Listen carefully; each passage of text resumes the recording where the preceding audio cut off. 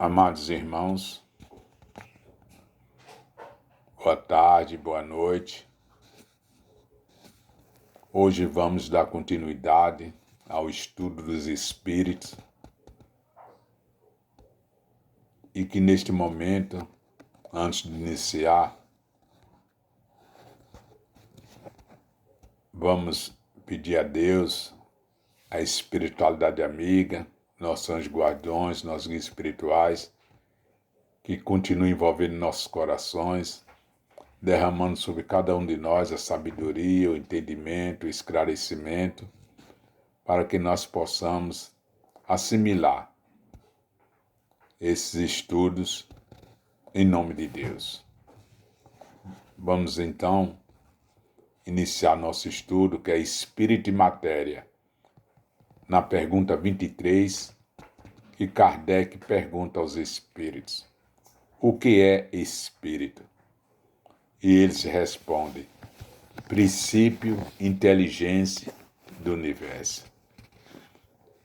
No comentário nós dividiremos assim: o Espírito imortal é o co-criador juntamente com Deus, uma partícula infinitesimal do seu pensamento. E por isso Jesus afirmou categoricamente: vós sois deuses. E o apóstolo Paulo reafirma aos gentios: Deus habita em vós. Uma alusão clara de que já possuímos o germe divino em estado embrionário, que aguarda o vosso esforço para que possamos progredir em direção a Deus, que, ao nos criar, gravou nossa consciência o germe da inteligência e da perfeição em estado latente. Logicamente, quando Jesus diz categoricamente que vós sois deuses, no Evangelho ele cita a mesma situação.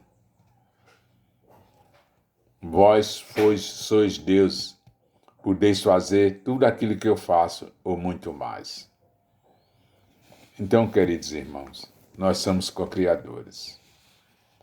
E Kardec pergunta aos Espíritos na pergunta 24: Espírito é sinônimo de inteligência? E eles respondem a Kardec: a inteligência é um atributo essencial do espírito. Uma e outra, porém, se confundem num princípio comum, de sorte que, para vós, são a mesma coisa.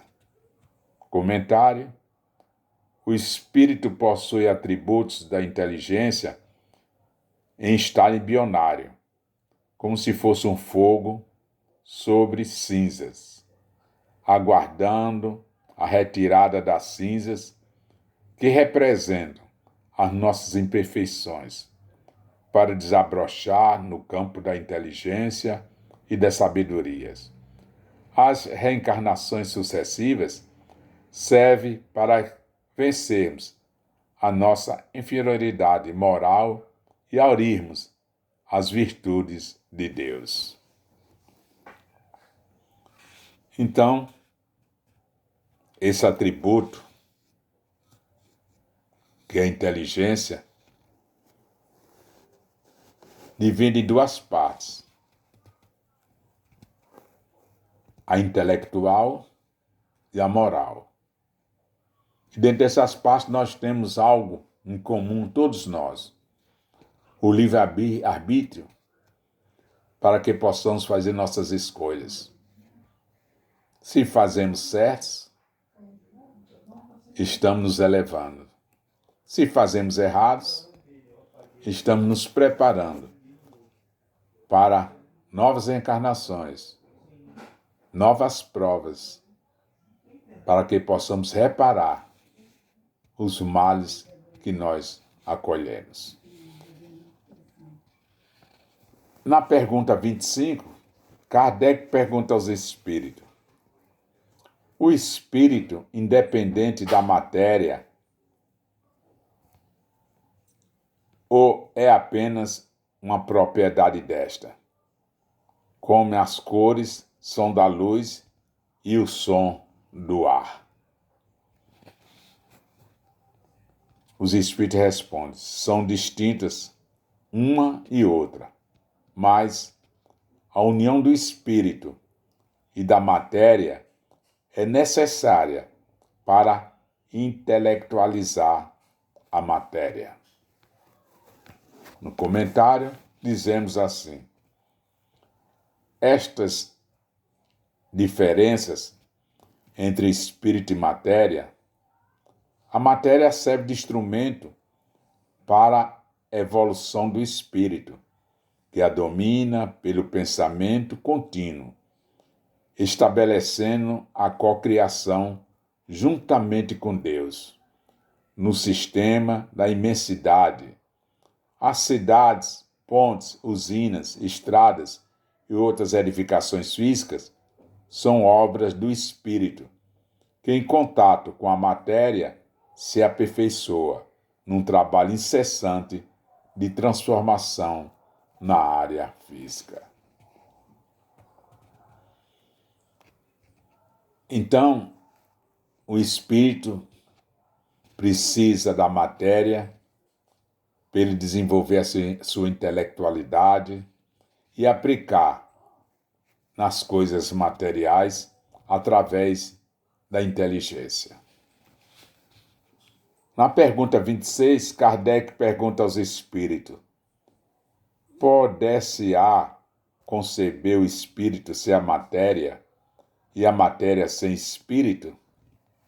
E eles respondem a Kardec: pode-se, é fora de dúvida, pelo pensamento.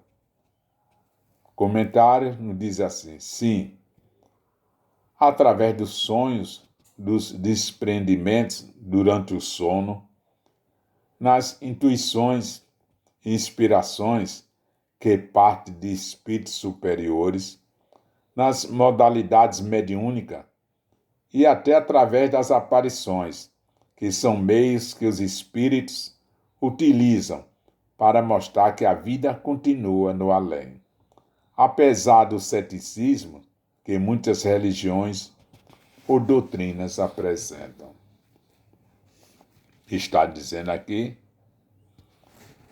que nós,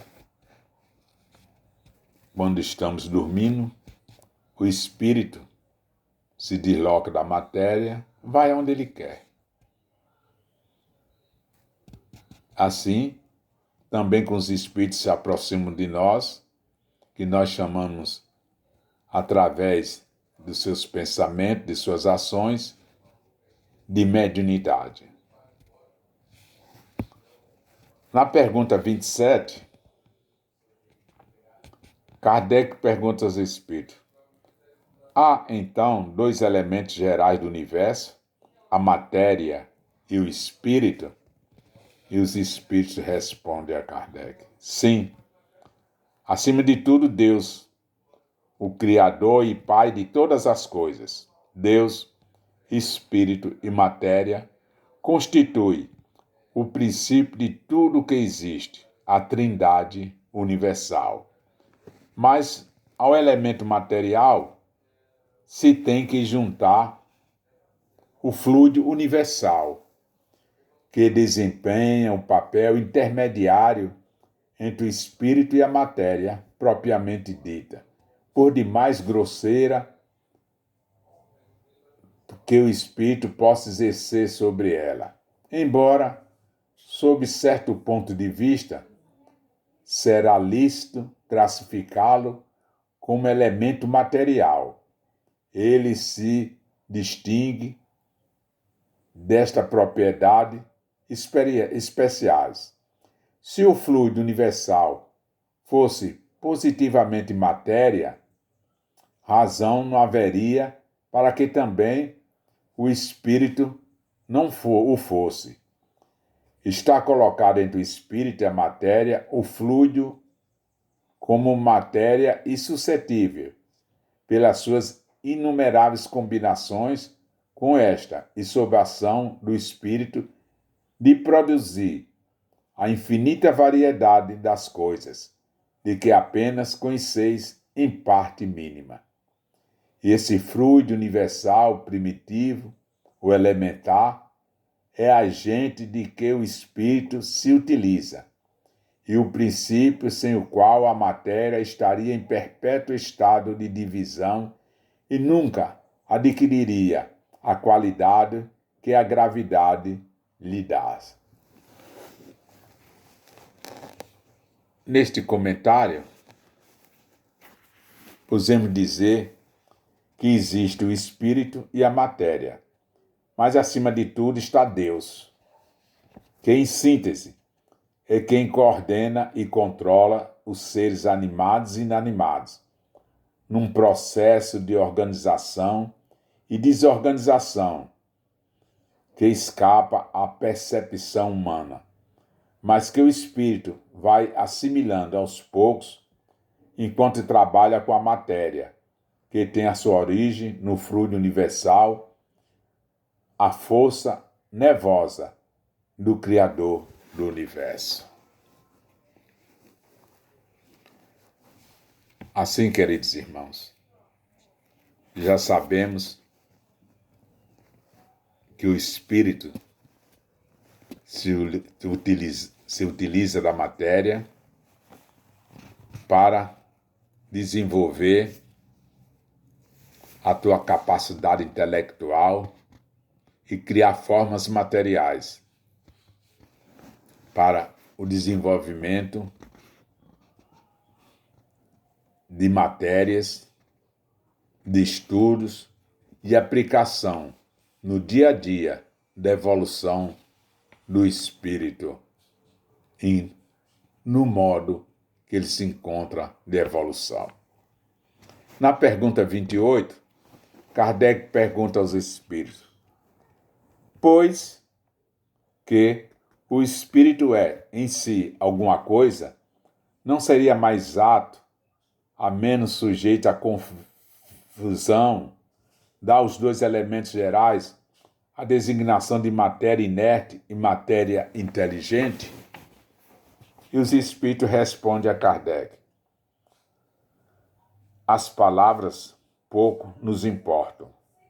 Compete-vos a vós formular a vossa linguagem de maneira a vos entenderdes. As vossas controvérsias, porém, quase sempre de não vos entenderdes acerca dos termos que empregais, por ser incompleta a vossa linguagem para exprimir o que não vos fere os sentidos. No comentário, dizemos assim: o que se usa com mais frequência são os termos princípio inteligente e princípio material, como se fossem dois viajantes que partissem de um mesmo ponto. Em determinado momento, um dissesse ao outro: eu fico por aqui, enquanto o outro diz: eu continuo. Pois bem, quem fica pelo caminho é o princípio material, ou seja, o corpo físico, que sofre a intervenção da morte, enquanto o princípio espiritual, que é o espírito, continua sua jornada a caminho da luz, avançando para as outras dimensões do espaço, outros mundos que povoam o universo de Deus.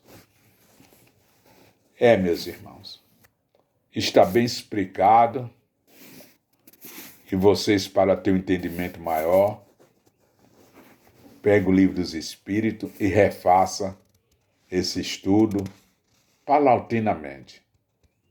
Amanhã, ou terça-feira, estaremos dando continuidade ao estudo do Livro dos Espíritos sob o tema Propriedade da Matéria, na pergunta 29. Assim, agradecendo a espiritualidade amiga, a Deus Pai de amor e de bondade, aos amigos espirituais, que, neste momento, pedimos permissão para encerrarmos o nosso estudo da tarde e noite de hoje. Que Jesus continue envolvendo vossos corações e que Deus nos ilumine hoje, agora e sempre. Graças a Deus.